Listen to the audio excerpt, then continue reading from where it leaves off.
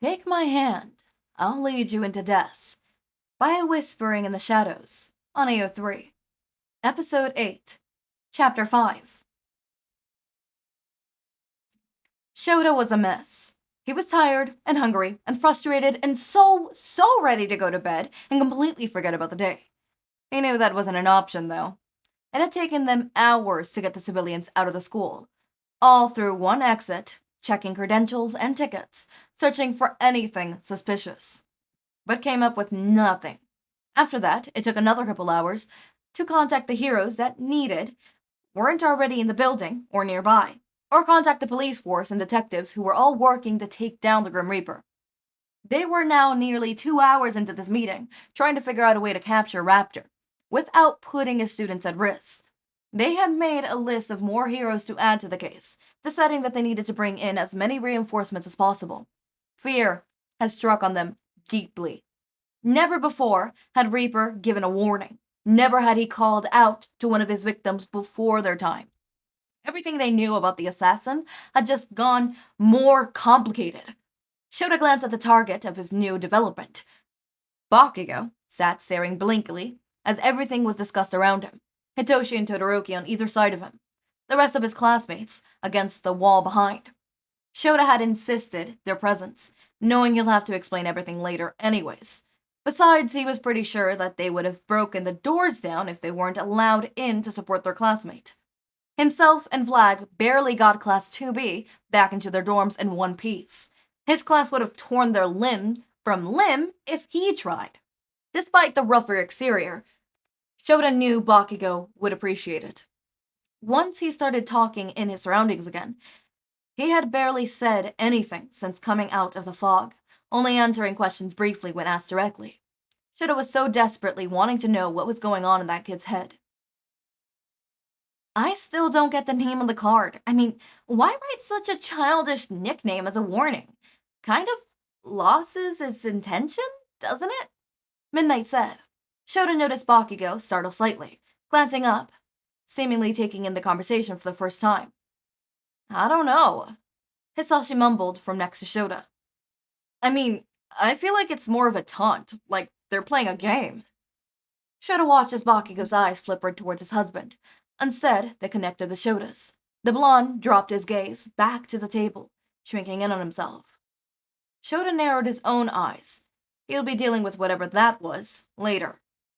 Yeah, Mirako snorted from one of the screens in the room. 'Cause Reapers always seem like the playful type. She snarked. You're right, Mirako. Detective Tsukachi sighed from across the table.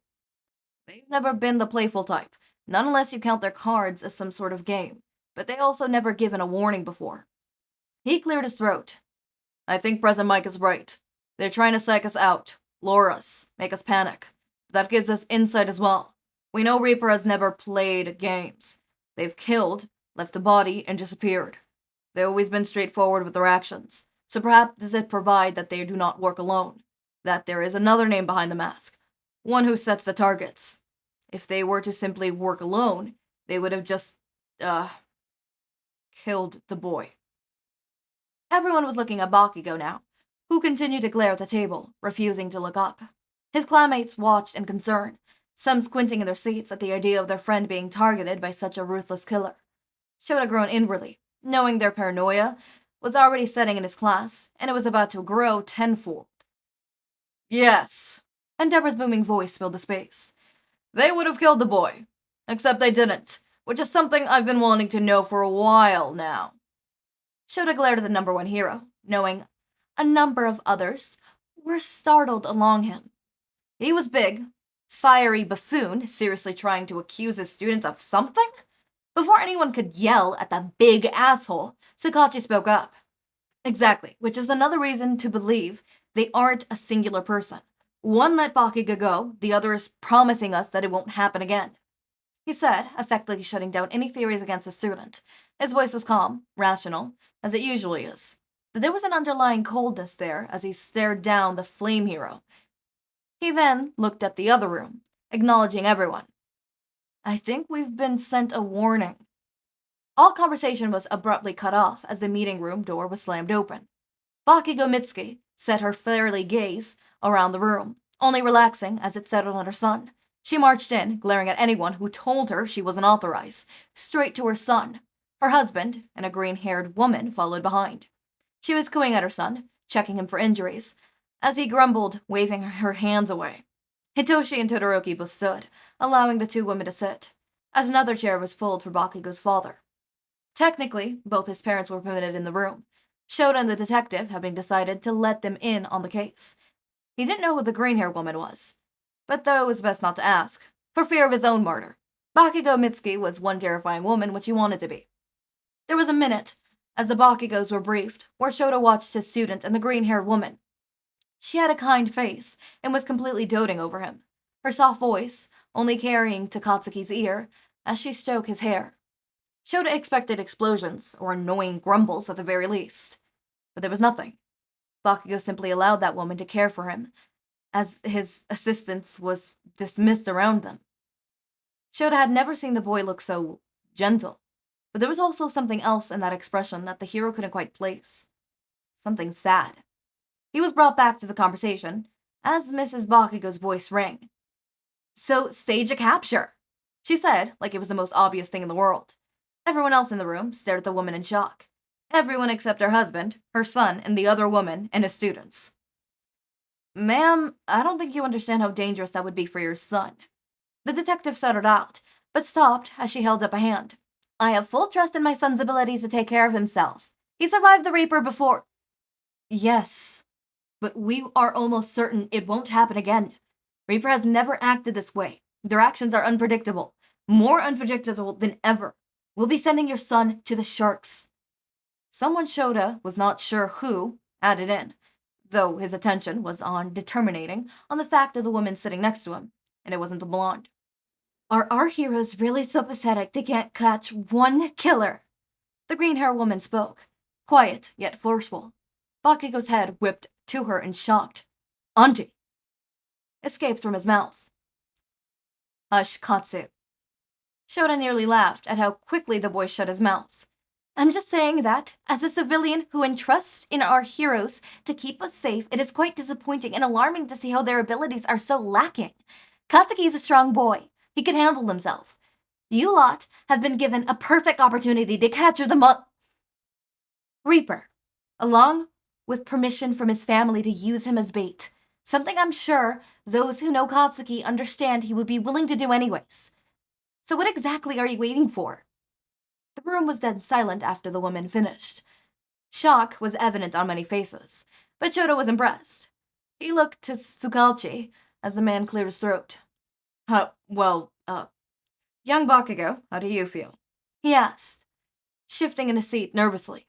Shouta watched in mild amusement and pride as the student grinned with determination. "Let's catch the fucker." He waited in the kitchen, a glass of water in hand as he listened to the whispers of good nights flowing through his house. He waited until he heard the telltale footsteps of his mother coming down the hall, until he knew Inka was in bed. His mom walked past the kitchen door to turn the lights in the sitting room off, when he called out to her. "Katsuki, why are you still up? I thought you went to bed ages ago," she whispered, a hint of worry on her features. Katsuki didn't like that. Didn't need her to worry about him. I wanted some water," he said awkwardly, holding up his glass. She stared at him until he continued. Knowing that wasn't the last of it, he sighed heavily, staring at his shoes. Did they tell you what name was on the card?" Katsuki heard his mother's breath hitch. "Katsuki?" She breathed, and he cringed at the pity in her voice. Before she continued, he barreled on. I don't believe it's a coincidence, you know. He saved me. The Grim Reaper has saved me and let me go. Only me. And now that card has that nickname. The nickname that only he called me. I don't believe in coincidences. But what if it's him? Katz. His mother stepped forward. What if it's been him the whole time and we don't fucking know? And what if he's hurt and scared? Baby. Another step forward. Katsuki moved back. What if he needs us? And we haven't saved him yet. But if it could be him, it could be, and that's why he saved me. and he let me go, and that name, Mom, that name! What if he's been there all along and he's calling for help and... Katsuki! She whispered harshly, gripping his arm as he dropped the gas. He hadn't noticed his vision blurred or his face getting wet. He hadn't noticed the broken heart expression on his mother's face as she got closer to him. Katsuki, baby, Izuku's gone. He's gone, and he's not coming home. Okay, baby? Katsuki, it's been over 10 years. Izuku isn't here anymore. You need to let him go, baby, please. You need to let Izuku go. She breathed. Katsuki let out the most pathetic whimper as his legs folded underneath him, curling himself into the chest of his mother as he cried for the friend he couldn't save. He cried and cried and cried as his mother combed through his hair, whispering reassurances, asking for him to let the boy he loved so deeply go, to accept that he was gone. Katsuki cried until he passed out, barely noticing his father carrying him to his room. He barely noticed anything at all as he fell asleep, full of green, except for one thing. He knew he would not be letting Izuku go. Wow. Okay, that was emotional. That was emotional. So Katsuki clearly, he suspects that it is Izuku. But nobody's believing him, right? 10 years ago, okay. God, that line, where is it? What's it called? He cried and cried as his mother combed his hair. He cried, where was it? Asking for him to let the boy he loved so deeply go, to accept that he was gone. Right? That shit hurt. Also, crying in the club about My Hero Academia spoilers, I keep saying. So let's not discuss any here. My heart cannot take it. Oh, I'm guessing that's when Izuku died. Not Izuku, Katsuki. Okay. Content warning at the end. Oh, I'm scared. I'm scared. Oh, I'm in danger. The next one's also going to be split up into 2 episodes. Probably. Yeah, probably. Most definitely. Is it an excuse for me to be able to get into the hang of things? Yes, but you're still getting pretty lengthy videos, so do not complain. All right.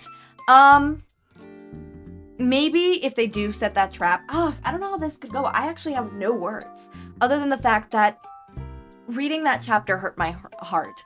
Seeing Katsuki in such a vulnerable state is always so... Look, believe it or not, I like Katsuki. I know some of you who probably read Heartlock are like, what do you mean you like Katsuki? We know what you made him, into. I'm like, no, look, I needed an abusive person, and he was right there, okay? Look, sometimes I just need to use him to be evil because he's the best option, okay? It's not my fault, right? But I do truly love Bakugou, and then those who read Helios are like, you like Bakugou, huh? Then why are you putting him through bullshit? Look, if I like you, I'm gonna put you through hell, okay? My favorite OC, like my own character of mine, is Lily, and I put her through fucking hell. I put her through the ringer every day, every night, all the time. I make, look, I don't think you understand. She's going through the ringer. She is always going through the ringer. Rina is another one that I love, and I don't put her in the ringer as much. I do give her a lot more. Well, I mean, she does have insecurities, so she does have trauma, but it's not as bad as Yui and Lily. So for some reason, my favoritism to her doesn't mean that actually, no, now I remember why I don't put her through much. That's because if I put her through more, Willow will kill me. I tried killing her already. Willow did not appreciate that. Anyways, this was such a good chapter. It hurts. And as a writer, I know sometimes your favorites always get put through the ringer because sometimes you just need to put them through the ringer, okay? And this was really sad, really upsetting. I'm gonna read a random he prayed and prayed and prayed, and then he had to force himself to stop because if he was right, and Reaper really was Izuku, who fucking knows the torture he's been put through? Katsuki didn't even want to think about it. His imagination does enough damage at night. Okay, so Katsuki still is not letting go of the fact that he thinks it's Izuku. And part of him probably doesn't want it to be Izuku, because sometimes you think of something, you're like, okay, maybe it's this, maybe this is happening, maybe it's this. And you think to yourself, I hope I am wrong. Because if I'm right, that is so horrible if I'm right. And I don't want to be right. Kind of situation, you know, like a double-edged sword. Yes, you're right, but at what cost? Right? Anyways, as always, my brain drops. Make sure to eat, sleep, drink water, take your meds. Have a wonderful day or night. Link to my Discord server and socials are down in the description. Subscribe to see more of my content, and thank you so much for watching.